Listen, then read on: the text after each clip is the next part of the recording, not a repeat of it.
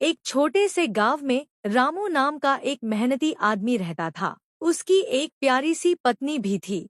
रामू और उसकी पत्नी खेती किसानी करते थे। गांव में लोग उन्हें मेहनती किसान के रूप में जानते थे। रामू के पास अपना खेत था। हर साल वह अपने खेत में आलू लगाता था। जब आलू तैयार हो जाते तो रामू उन्हें मिट्टी से उखाड़कर एक बड़ी थैली में भर लेता और बेचने के लिए बाजार जाता। लेकिन बाजार जाने का रास्ता आसान नहीं था। उसे रोज घने जंगल से होकर गुजरना पड़ता था। फिर भी रामू डरता नहीं था, क्योंकि वह रोज यही रास्ता तय करता था। एक दिन रामू बाजार में आलू बेचने गया। उस दिन ज्यादा ग्राहक आ गए, इसलिए लौटते लौटते रात हो गई। चारों तरफ अंधेरा, झींगुरों की आवाज। रामू थैली कंधे पर लटकाए धीरे धीरे जंगल से गुजर रहा था। तभी अचानक उसे किसी के रोने की आवाज सुनाई दी। ऊ, बचाओ! रामू चौंक गया। आसपास देखा तो एक छोटा सा बंदर पेड़ के नीचे बैठा रो रहा था।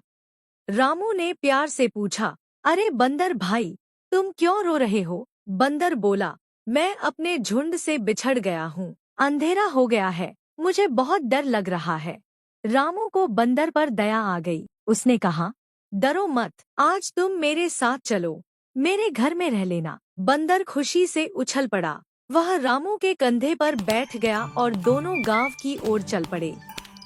गांव पहुंचकर रामू ने अपनी पत्नी को सब बताया। पहले तो पत्नी थोड़ी डर गई, लेकिन बंदर ने हाथ जोड़कर नमस्ते किया और शरारती मुस्कान दी तो पत्नी भी हंस पड़ी। उस दिन से बंदर रामू के घर का सदस्य बन गया। बंदर की शरारत और समझदारी। बंदर बहुत ही नटखट था। कभी छत पर कूदता, कभी बच्चों के साथ खेलता, तो कभी आलूओं की थैली खोलकर आलू इधर-उधर फैला देता। लेकिन बंदर सिर्फ शरारती ही नहीं, बल्कि बहुत समझदार भी था।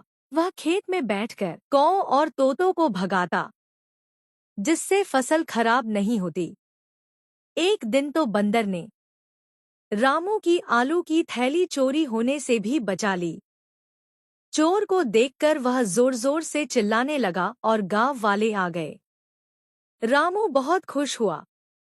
उसने बंदर एक छोटे से गांव में राधा नाम की एक गरीब लेकिन बहुत ही भोली और नेक गर्भवती महिला रहती थी। उसका पति मोहन स्वभाव से गुस्सैल और लालची था। जैसे ही राधा गर्भवती हुई, मोहन को लगा कि अब उस पर खर्च बढ़ जाएगा। एक दिन गुस्से में आकर मोहन ने राधा से कहा, मुझे तुमसे और इस बच्चे से कोई मतलब नहीं, निकल जाओ मेरे घर से। बेचारी राधा रोती हुई घर से निकल गई। गांव वालों ने भी डर के मारे उसका साथ नहीं दिया। राधा गांव से बाहर सड़क के किनारे आ गई और वहीं फटे पुराने कपड़ों से एक छोटी सी झोपड़ी बना ली। मेहनत और हिम्मत।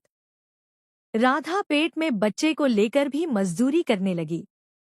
कभी ईंटें उठाती, कभी लोगों के खेत में काम करती, कभी सड़क किनारे झाड़ू लगाती। दिन भर की मेहनत से जो थोड़ा सा पैसा मिलता, उसी से वह 2 रोटियां खरीदती, एक अपने लिए और एक अपने पेट में पल रहे बच्चे के लिए। रात को वह झोपड़ी में बैठकर अपने पेट पर हाथ फेरते हुए कहती, डर मत मेरे लाल, माँ तुझे कभी भूखा नहीं रहने देगी। स्वस्थ बच्चे को जन्म दिया। पास के कुछ अच्छे दिल वाले लोगों ने उसकी मदद की। धीरे धीरे राधा बच्चों के कपड़े सिलने लगी और मेहनत से अपना जीवन संवार लिया। उधर मोहन को अपनी गलती का एहसास हुआ, लेकिन तब तक बहुत देर हो चुकी थी। राधा अब कमजोर नहीं थी, वह एक माँ थी, और माँ से ज्यादा ताकतवर कोई नहीं होता।